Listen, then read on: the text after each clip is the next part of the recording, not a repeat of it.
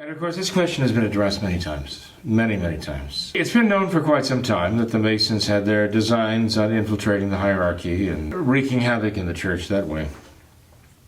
And we also have testimony of clergymen in the church back in the 1930s, 40s, and 50s that there were quite a number of Masons who had actually gained access to the hierarchy at that time. Back in the 1970s, one began to see lists and lists, long lists of names of cardinals, and listing the dates that they entered Masonry and the lodges that they entered and so on and so forth. And, that's when things became very suspect to me. Okay. Like, who has these lists? Where did they get them? Who compiled them? How can we put any confidence in them? I mean, certainly they didn't go around announcing, to the world, yes, I was accepted into this rite of Masonry, I achieved this rank, and I entered in this lodge on this date. I mean, it's just making it up, evidently. There are those who would say, oh, this talk of this plot is ridiculous. There are a bunch of conspiracy nuts who are coming up with this idea. Or the conspiracy nuts that they're denouncing would say, oh my goodness, the church is doomed. It's finished. Look at all these Masons, So either way, they accomplished their purpose. But there were Masons who are worming their way into the hierarchy. There's no doubt about it. Was Cardinal Leonard, the man who ordained Archbishop Lefebvre, the man who consecrated him, one of the three. Was he a Mason? Possibly, I've never seen any convincing evidence. I've heard people talk of it. There was even a time over at Acon when Monsignor Lefebvre himself was giving us a conference. And the Archbishop told us he had seen a photograph of Archbishop Leonard actually standing outside the door of a Masonic lodge. And he talked about how distressed he was to discover in the pages of CC No, that's where the article, where the photograph supposedly appeared. He was horrified to discover that, the man who ordained him and consecrated him was a Mason, I actually later on came across that picture, and it wasn't a picture of Cardinal Leonard standing outside a Masonic lodge. Okay. It was a picture of Cardinal Leonard dressed as a cardinal in all the regalia of a Catholic cardinal, and the picture was simply photoshopped or superimposed on a picture of a Masonic lodge door. Pure and simple. Cardinal Leonard, and any of these cardinals who might have joined the Masons, did not go around dressed in full cardinalatial regalia, standing outside Masonic lodge doors for their pictures to appear in CC No. Right. Come on. But the Archbishop obviously was just so overwhelmed with the thought of it that it really struck him hard. So when I saw that the picture was not what it appeared to be, it was well done, cleverly done, but it was not what it purported to be. I began to wonder, what evidence is there for this? You have people always talking about it, but is it like just a storm, a circular storm, or like a cyclone or a hurricane going around and around and around, and there's really in the middle, there's nothing happening, there's nothing there. So I began to look into it, and it turns out that the whole idea of Cardinal Leonard himself being a Mason seems to have started with a Marquis de la Franquerie. Marquis de la Franquerie was, I don't know, what would you compare him to? It was sort of like reading a tabloid today, I guess, And the Marquis de la Franquerie wrote that he was attending a party once. And while he was attending this party, someone he identified only as Monsieur B, the capital letter B, period. Didn't give his name, just a Mr. B, like a Mr. X. Came up to him and said, I need to tell you something. It's been weighing on my conscience. So then Mr. B spilled the beans that he was a member of Masonic Lodge, and when he entered the Masonic Lodge, he saw Cardinal Leonard there as a member of the Masonic Lodge. And he had to reveal this now. And he had to choose to reveal it of all people at the Marquis de la Franquerie at a party. It seems that this was it. I have never seen any other evidence that does not trace itself back to the story of the Marquis de la Franquerie. So You ask yourself, no, wait a minute, before you accuse somebody of something like this, don't you need some kind of compelling evidence? I mean, what kind of evidence would you need to convict somebody of a crime, In the eyes of the church, it is a crime, right? In the eyes of God, it's a crime. So what kind of evidence would you need to make the accusation, let alone to actually have convict somebody of this,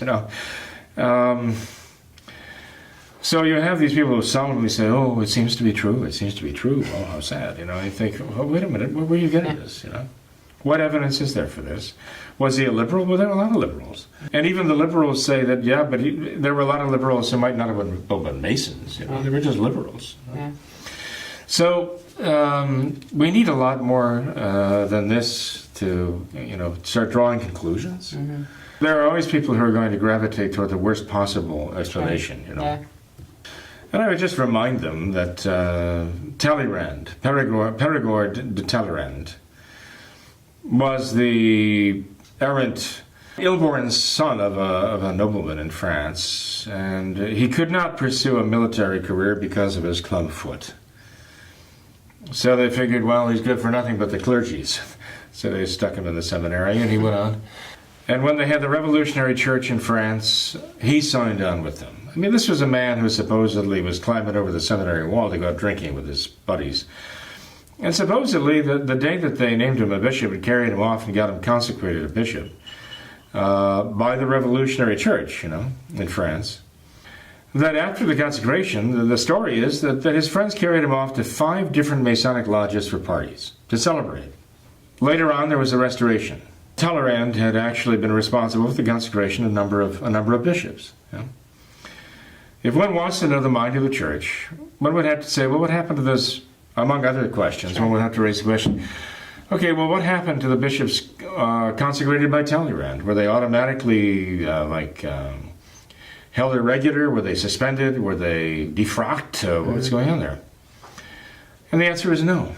I mean, no doubt 1 or 2, because of their personal unworthiness, might well have been. But did the church simply say, okay, they're all invalid, let's start over again? Chuck them all out and start over again? Not necessarily, no. I think if you went back in history, you'd find that the church accepted some of the orders as being valid. Why? Because she makes it very clear that what she goes by is when you have the external rite being followed meticulously, very carefully, that is the primary indication of the interior disposition and the intention of the person. Does she automatically nullify? If she finds that a bishop has even been consorting with the enemy, the Masons and so on, she doesn't automatically necessarily nullify their intentions and so on. She looks for something that might be proof positive that they withheld their intention. Mm-hmm. But she doesn't do it automatically, just assume that they must have had the wrong intention. Right. This is what the church has gone by. And ultimately, we have to go by the church's own manner of judging these things. We can't say, well, I don't think that's a good way to do it, so I'm going to say, no, I'm not going to, let him get away with it. Mm-hmm. The church has judged these things. We have to trust that judgment, and ultimately in her magisterial judgment. She knows what's right. She knows what Christ taught. She knows how to apply it. She knows how to assure the valid sacraments for her children. She knows what is necessary to make a sacrament valid. The church is the one who defined it for us. So who is the person who's going to say, well, I know my moral and sacramental theology, I know what's required for a valid sacrament. I'm going to say that the church made bad judgments in this. And you say, well, wait a minute, the church is the one who taught you what is necessary, and she's the one who has the power to judge these things. People might come and say, well, look at the Novus Ordo, look what it did, look at all these invalid sacraments. They say, yeah, that's the Novus Ordo, we know. That's why we recognize them as the Novus Ordo, because they departed from the traditional Catholic teaching. Mm. But here we're talking about the church following her traditional Catholic teaching, and you questioning that. It gets to the point where we just have to say, well, what is this, then the slimmest of the evidence? We're going to, go down this rabbit hole of saying, well, if this, then that, and if that, then that, and if that, then that, and how can this be, and how can we make a judgment like, how can the church do these things, and how can, blah, blah, blah, and so on and forth. There's no way out of that. And that's exactly what the enemy wants us to do. The enemy of the church wants to stop the justification and sanctification of souls. She wants to stop the work of the church, especially in her holy orders. Mm-hmm. And that it means she wants to deprive people of the valid sacraments. Whether the enemy of the church substitutes invalid sacraments through the modernism, or gets those who still have the faith to abandon the valid sacraments, they don't really care one way or the other, as long as they get people away from the sacraments. Yeah. We have to be aware of falling off either side of this wagon. I would say, to sum up, Tom, that no one has ever produced evidence that I've seen that is compelling evidence that Leonard was a Mason. Mm. And we also see in the history of the church that the church wouldn't necessarily just decree all such consecrations invalid anyway.